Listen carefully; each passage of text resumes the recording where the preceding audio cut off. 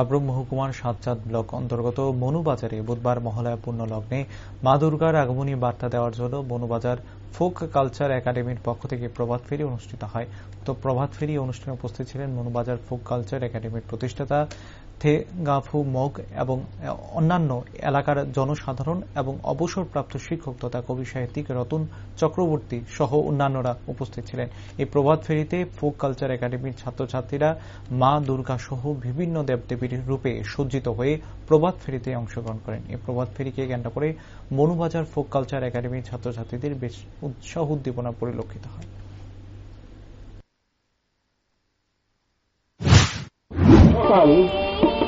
আজ Manu Bazar folk cultural academy সুকৌশলী শিল্পবৃন্দের উদ্যোগে অনুষ্ঠিত হচ্ছে মহালয়ার এই পুণ্য প্রভাতে